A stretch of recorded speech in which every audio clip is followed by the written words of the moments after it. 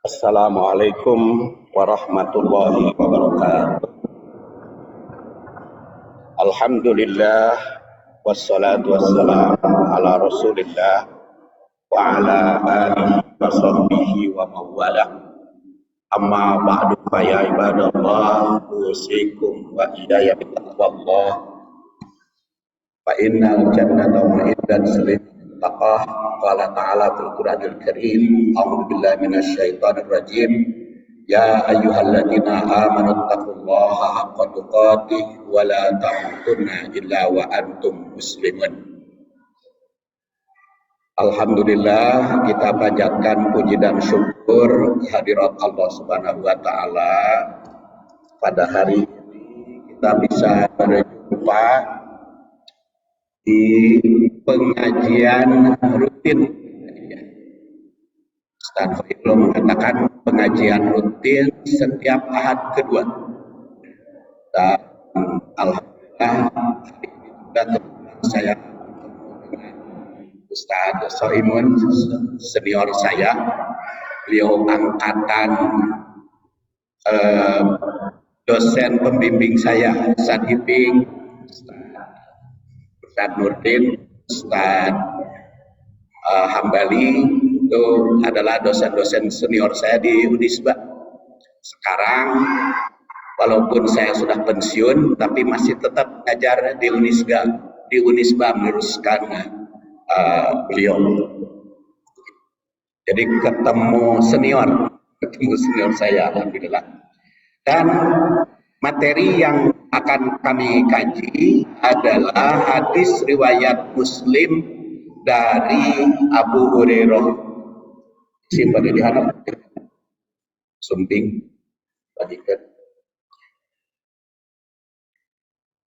Jadi hadis riwayat Muslim dari Abu Hurairah. Saya kalau mengkaji hadis itu rumusnya 7 tak. Tak pertama tausik, tak kedua tahrij, tak ketiga tarikh, kemudian tashih, kemudian kelima tahlil syarah, keenam takbil, dan ketujuh tatbik. Jadi itu 7 tak. Itu yang saya rumuskan di Fakultas Tarbiyah Unisba sebagai pengajar hadis. Tafsir juga dengan 7 tak, yaitu mulai dari tartibut tilawah, tarjamah, tahrir, tanasub, kemudian tahlil tafsir, takwil, dan tatbik. Jadi baik kajian hadis maupun kajian tafsir atau tadabbur hadis maupun tadabbur Quran itu rumusnya 7 tak.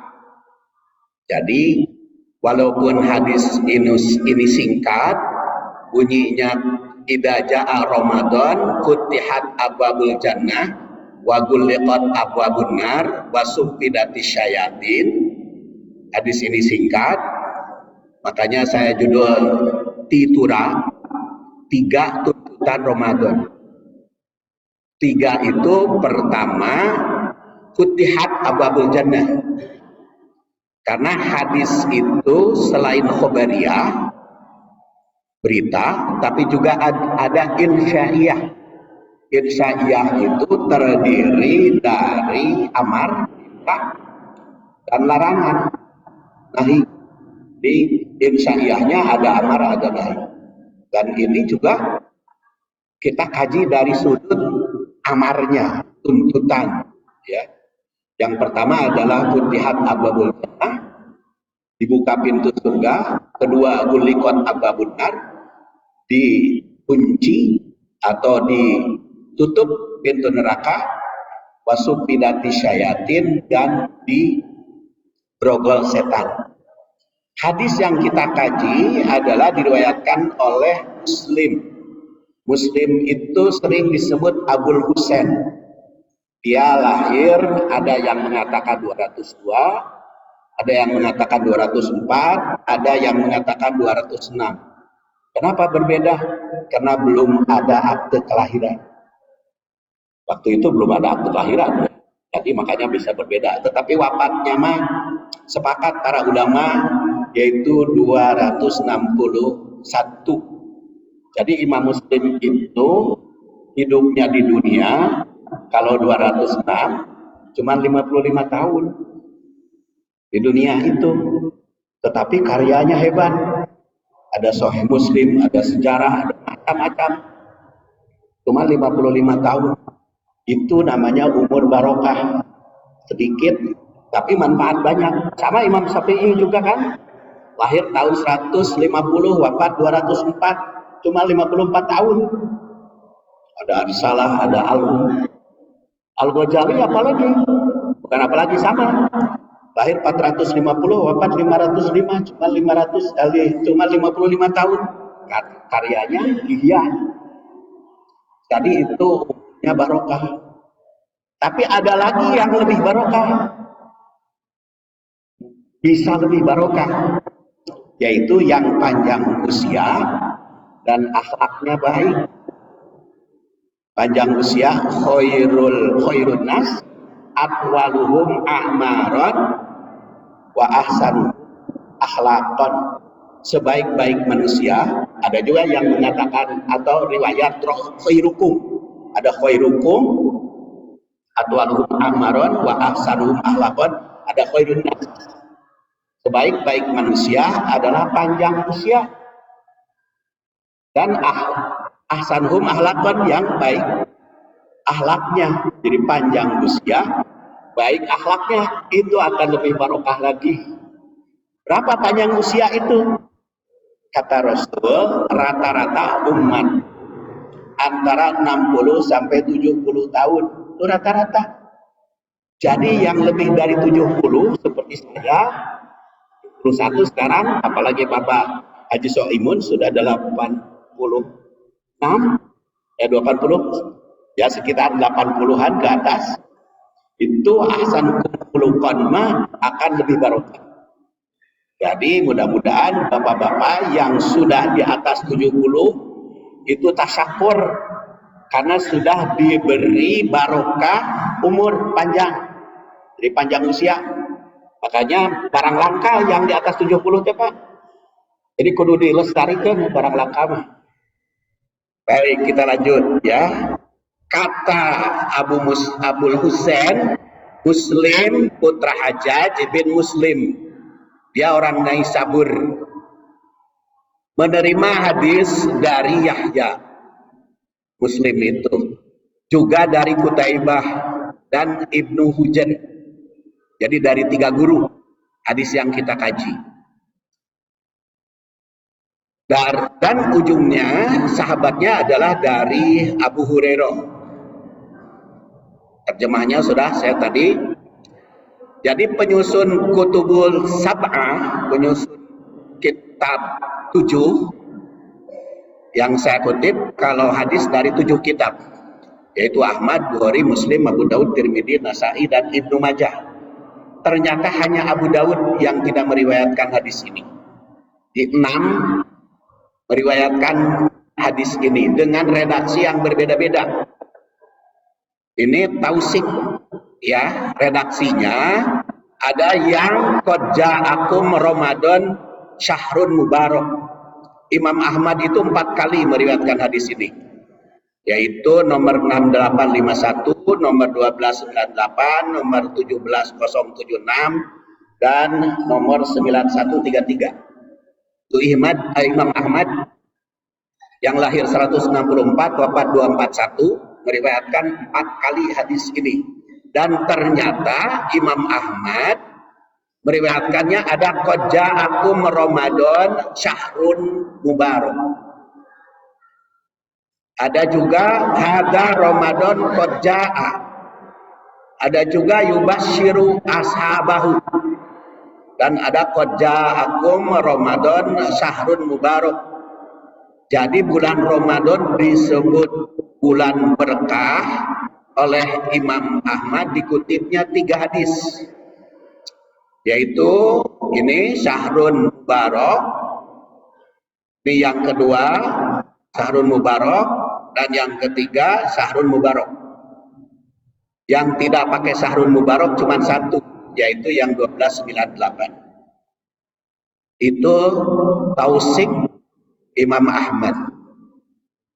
Sedangkan Imam Bukhari mukadimahnya idza dakhala syahrul Ramadan. Tidak menyebut Syahrul Mubarak Imam Bukhari. Maksudnya bukan Imam Bukharinya ya. Imam Bukhari tidak mengutip hadis yang memakai Syahrul Mubarak. Idza dakhala Ramadan, langsung Futihat Abwabul Jannah. Dan Imam Muslim dua redaksi, ada idza jaa Ramadan, ada idza kana Ramadan. Itu Imam Muslim. Sedangkan Imam Tirmidzi sama dengan riwayat Ibnu Majah, sama-sama Muhammad. Imam Tirmidzi juga nama aslinya Muhammad, kenal dengan Abu Isa. Ibnu Majah juga nama aslinya Muhammad. Itu hanya bedanya, kalau Imam Tirmidzi idza kana awwalul lailah. Kalau Imam Ibnu Majah idza kanat awwalul lailah. Jadi kalau bapak-bapak, ibu-ibu mendengar para penceramah mengutip hadis ini redaksinya beda-beda, tong guyur, karena memang aslinya dari sana, dari kitab Al-Masadir Asliyahnya. Al-Masadir Asliyah itu sumber hadis yang primer. Ada sumber hadis itu ada yang primer, ada sekunder. Yang primer itu Masadir Asliyah. Masadir Asliyah itu adalah kitab hadis yang disusun oleh penyusunnya dengan sanad sendiri. Ya, seperti yang di sini yang dikutip ya, Ahmad, Bukhari, Muslim, Abu Daud, Tirmidzi, Nasai, Ibnu Majah, itu kitabnya Al-Masadir Asliyah karena dia menyusun kitab dengan sanad. Sanad itu apa? Mata rantai hadis dari dia sampai nyambung kepada Rasul. Ada masadir ghair asli, yang tidak asli, sekunder. Contohnya Bulughul Maram, disusun oleh Ibnu Hajar Al-Asqalani, wafatnya 852. Dia susun kitab bukan masadir asliyah itu, tapi kutipan-kutipan dari Al-Masadir Asliyah. Atau An-Nawawi, Riyadhus Shalihin, atau Hadis Arba'in, itu bukan masadir asliyah, itu ghair asli, jadi sekunder. Nah, ini dari masadir asliyah 7 kitab hadis, hanya 1 Abu Daud yang tidak meriwayatkan. Makanya kalau istilah Ibnu Hajar Al-Asqalani yang wafat 852 itu rawahul jamaah.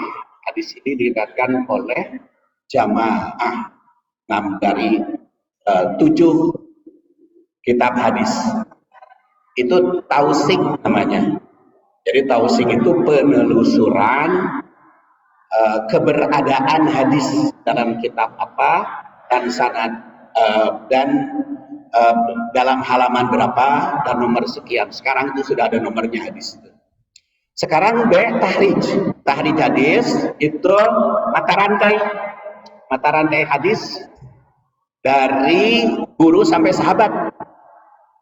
Dan tatbik atau tingkatan hadis itu paling tinggi, paling dekat dengan Rasul, sahabat menyampaikan hadis kepada tabi'in kepada atba' tabi'in kepada tabi'ul atba'.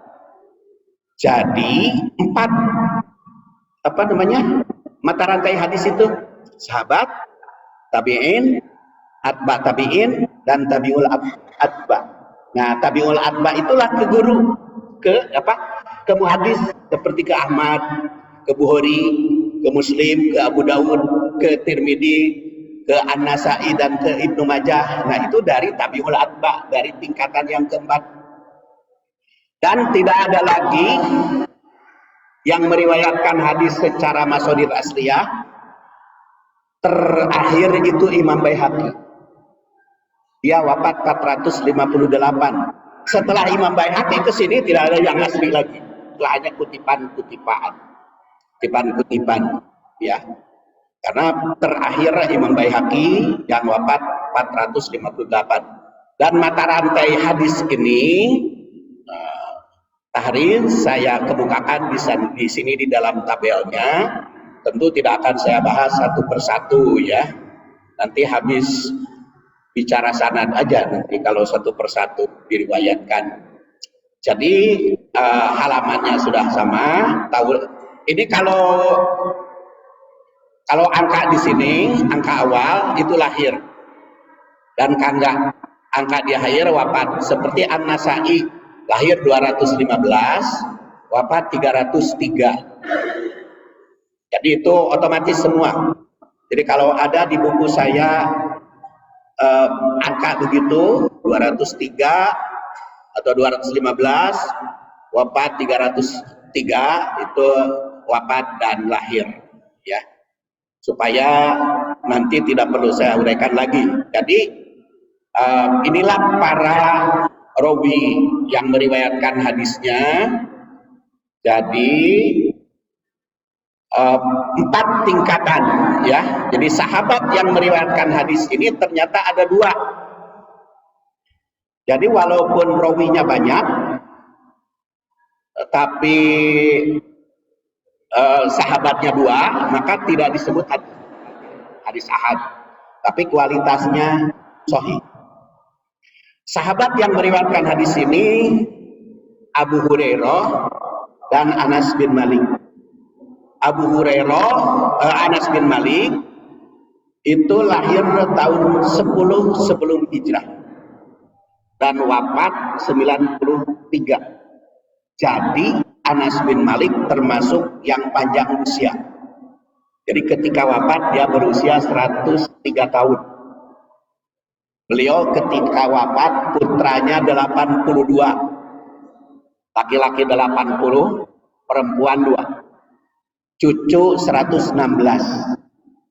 Dan dia orang kaya. Jadi orang kaya, banyak usia, panjang umur. Itu Anas bin Malik. Karena apa? Ceritanya ketika Rasul hijrah sampai ke Madinah, ada seorang ibu itu nyumbang nanaon dan teboga, kan orang kaya, ayo batur makan, nyumbang ka Rasul teh, ayo nyumbang tanah, ayo nyumbang rumah, ayo nyumbang onta, ada yang nyumbang emas berlian, gak pakai berlian kita, emas, perak, ya, nyumbang pada Rasul. Seperti yang nyumbang tanah itu Khalid bin Zaid yang kita kenal dengan Abu Ayyub Al-Ansori, sehingga sekarang menjadi Masjid Nabawi. Nah, Ummu Sulaim namanya, datang kepada Rasul, ya Rasulullah, saya mah ubah sumangun kepada Rasul teh, tapi saya tahu engkau tidak punya anak laki-laki. Rasul sampai ke Madinah kan anak laki-lakinya udah tidak ada, ya, bahkan bukan tidak ada, encan punya, karena kan ya sudah meninggal lebih dulu, ya, putra Siti Khadijah sudah meninggal lebih dulu, jadi tidak ada. Makanya saya ini menghibahkan anak saya, namanya Anas, umurnya 10 tahun waktu itu. Senang Rasul diberi anak, itu anak angkat, di ajudan. Setelah senang, maka dia doakan untuk anak saya, ya Rasulullah. Maka Rasul berdoa, Allahumma tawbil umurahu, ya Allah panjangkan usia, kabur sampai 103 tahun. Doakan lagi ya Rasulullah. Maka Rasul berdoa, Allahumma aksir auladahu, perbanyak anaknya. Ternyata dikabul sampai 82. Doakan lagi ya Rasulullah, Allahumma aksir amwalahu, perbanyak hartanya dan jadi orang kaya. Bin Malik, ya, Anas bin Malik. Nah, yang kedua, sahabat yang meriwayatkan ini adalah Abu Hurairah. Nah, dari Anas dan Abu Hurairah ke tabi'in, dari tabi'in ke atba tabi'in, dari atba tabi'in ke tabi'ul atba. Itu adalah tahrijnya, ini rawi masing-masing. Yang kita telusuri sanad hadis Muslim nomor 1793 aja, tidak semua. Yang kita kaji saja. Ya, dari Yahya bin Abi Ayyub, itu tabi'ul atba, orang sikot. Kemudian dan Qutaibah, itu kalau Yahya bin Abi Ayyub wafatnya 234, kalau Qutaibah 240. Kemudian juga dari mereka yang bertiga itu dari Ismail, yaitu Ibnu Ja'far. Dia atba tabi'in. Dari Abi Suhail. Ini riwayatnya yang dianggap siqat oleh para ahli hadis. An abihi, dari bapaknya, sebagai tabi'in senior. Jadi Abu Ayyub itu menerima dari ayahnya Abu Suhail, yaitu bernama Malik bin Amr, dia tabi'in, wafat 74, dari Abu Hurairah. Nah, Abu Hurairah ini nama aslinya Abdurrahman bin Soher. Dia masuk Islam tahun ke-7 Hijriah. Tapi kenapa banyak hadisnya Abu Hurairah? Padahal masuk Islamnya tahun ke-7 Hijriah. Ada yang melemahkan, tapi yang melemahkan itu dibantah oleh para ahli. Dan yang melemahkan itu memang lemah, ya. Jadi Abu Hurairah itu tetap kuat. Kenapa? 4 tahun bersama Rasul, tetapi hadisnya banyak sampai 5.374. Karena begitu masuk Islam, dia langsung jadi ahlus suffah. Ahlus suffah itu apa? Yaitu orang-orang yang hidup di pavilion masjid. Nah, ini para santri, Ustadz Hoer itu, Khairul, itu ahlus suffah. Dan ahlus suffah itu hidupnya ditanggung oleh Baitul Mal. Ya, ahlus suffah itu tidak usah tidak usah mencari harta, tidak usah berbisnis, karena rumahnya ditanggung, disediakan oleh Baitul Mal. Yaitu antara lain pada saat itu ahlus suffah yang 450 orang ditanggung oleh Abdurrahman bin Auf. Tanahnya dibagi-bagi, selain kepada istri Nabi yang 9 orang. Jadi ditanggung tanah segala macam, dan hidupnya ditanggung oleh Baitul Mal. Sehingga Abu Hurairah juga termasuk, dia tidak mencari harta, tidak mencari apa-apa, itu siang beredar, berdakwah kemana-mana, malam tolak ilmu dari Rasul. Jadi kerjanya satu-satunya salah satu sahabat yang diizinkan oleh Rasul untuk menulis hadis. Kan banyak para sahabat itu dilarang oleh Rasul menulis hadis, tetapi Abu Hurairah sama dengan Jabir bin Abdullah, kemudian Anas bin Malik dan sahabat-sahabat yang lain diizinkan oleh Rasul untuk menulis hadis. Jadi wajar kalau Abu Hurairah banyak hadisnya yang diriwayatkan, kan hanya langsung dari Rasul, tapi juga dari para sahabat yang lain. Dan juga setelah Rasulullah SAW wafat, ya sekitar 40 tahun setelah Rasul wafat, baru beliau wafat 4 tahun, ya 47 tahun, ya. Jadi panjang hidupnya, sama dengan Aisyah, ya. Kenapa Aisyah itu banyak meriwayatkan hadis? Karena pertama dia mendampingi Rasul, kedua giliran pada Aisyah 2 kali lipat istri yang orang lain, karena dapat hibah dari Saudah. Makanya Aisyah itu lebih banyak hadis sama dengan Abu Hurairah. Dia wafat 57 Hijriah. Jadi yang melemahkan Abu Hurairah harus dibantah oleh ibu-ibu dan bapak-bapak. Dan juga apalagi yang melemahkan Aisyah, ya. Karena berdasar kuat. Kemudian kayak berikutnya dari hadis saum Ramadan itu diperintahkan oleh Allah kepada Rasul tepatnya tanggal 10 Ramadan tahun kedua Hijriah. Jadi sebelum Rasul hijrah mah saum Ramadan teh can aya, tapi ada saum-saum yang diperintahkan para nabi terdahulu.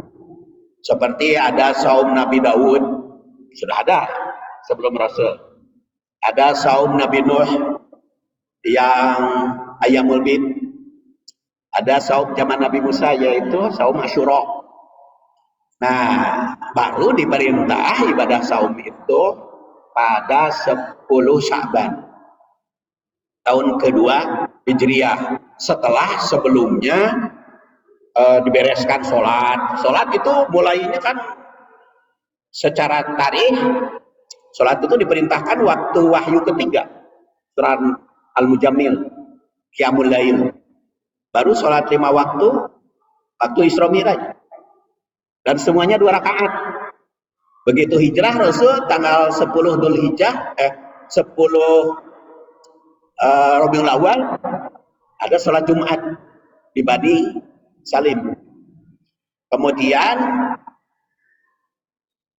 dan sampai ke Madinah ada perubahan kiblat yang asalnya disangka ke